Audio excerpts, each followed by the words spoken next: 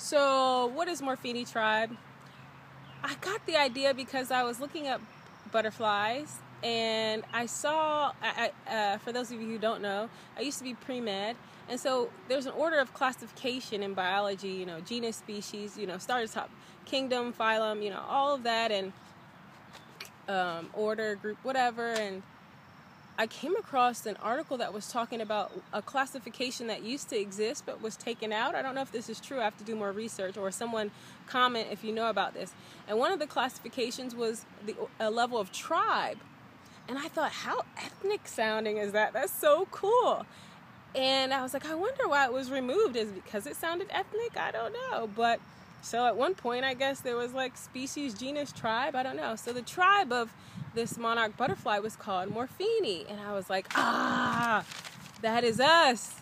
That's who we are. That is me. That beautiful tribe of MORPHini. Constantly evolving and okay with that, because I know my abilities now lie in my desire at any point to want to change, and then putting action to it and actually changing.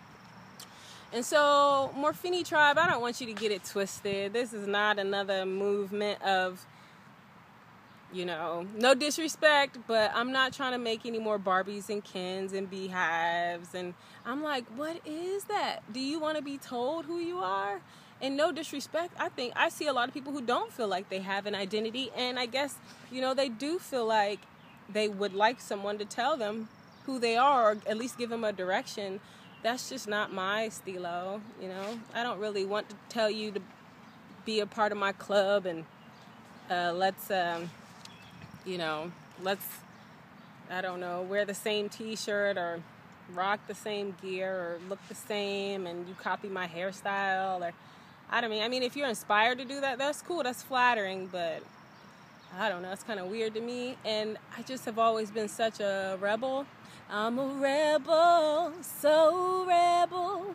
So I'd rather you rebel, and I'd rather you define your own place in this world and how you want to look, especially when the commercials are telling you what's cool. And did you wake up and get dressed because someone told you what you're about to put on will make you more attractive? Or did you actually just say, I want to wear this because today I'm feeling quite this way? I don't know. I mean, I'm not trying to say that I'm not constantly bombarded with like thoughts about what's attractive or what's not, and I'm not saying that I'm not a person that doesn't have to make sure I'm not like living for someone else. I'm a person that's saying I do. So I sit and I meditate to make sure every day I'm like, okay, what do I need? What trash do I need to take out of here and throw away? Because I'm sure there's something that's been subliminally placed in there about who I am and how beautiful I am and if I'm pretty enough or if I'm smart enough. I'm saying, like, these are the things that I do so that I can continue to fly. You can't fly with the baggage. You can't fly with the dirt. You have to have that true core essence of self and be authentically yourself before you can fly. And so I like flying. I like defying gravity. So I constantly am like trying to make sure I'm learning ways to remain true. And it's taken me so many years to get to this place. I'm working through all those past years of I just spit. Sorry. Those past years of being taught things about who I should be or what I should be, and not necessarily taught to just go within my own cocoon and create. Does that make sense? And so I don't really want to do this, like, I don't really want to do this to be a movement, so please don't get it like twisted. That's not the point. If anything, let's just say the movement is, I need you to be uniquely you. So if you want to be that, then you're MORPHini already. And if you're already that, or if you're striving for that, or if it's your intention to be that way, then you're already MORPHini.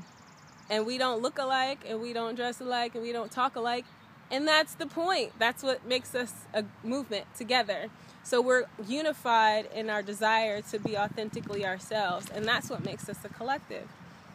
It comes from a place of love and joy, and I love you so much. I just want to tell you you're beautiful the way you are. And I'd like for you to tell me too, but if you don't, that's cool. I'll tell myself.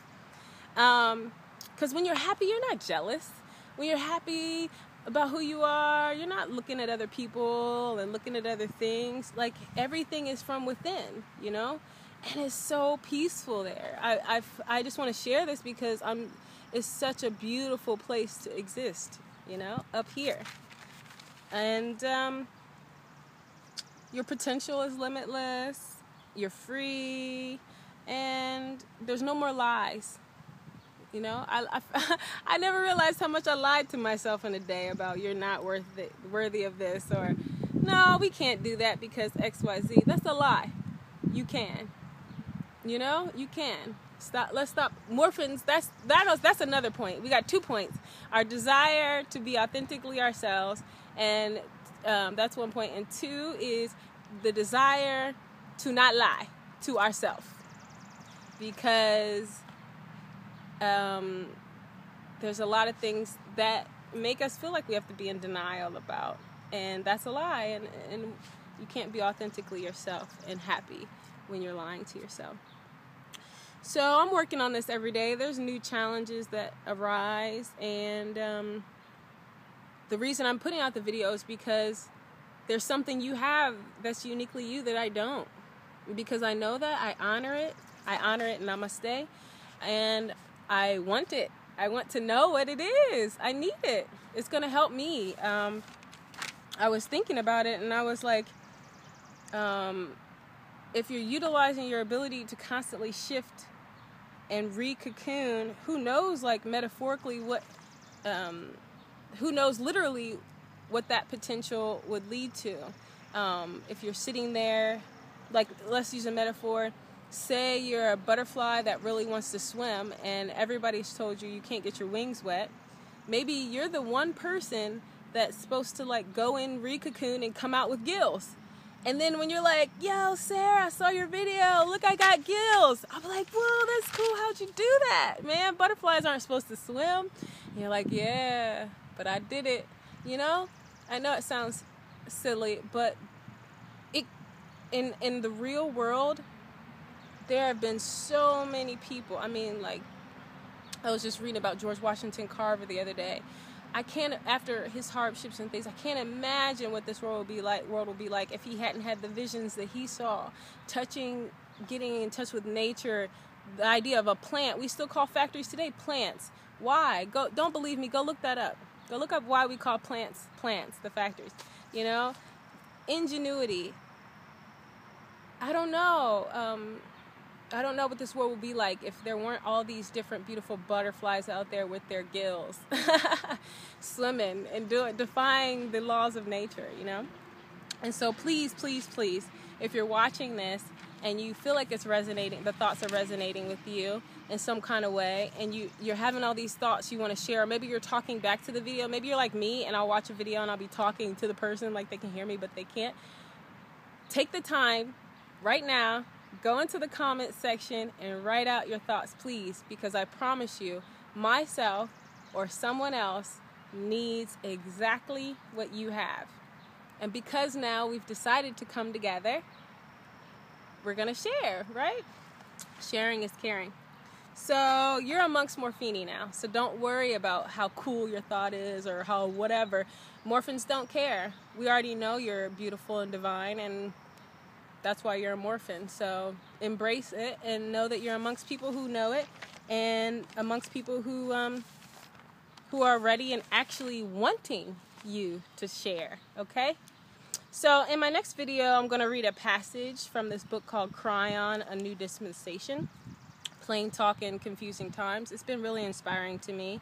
And I really don't think of anyone anymore as a teacher or a student, because, like, I used to think, okay, well, I'm the student, you're the teacher, because you're on the other side of that struggle or that experience or that challenge that I don't know about yet. But the person who's on the other side talking to you just is on the other side of a particular challenge or struggle.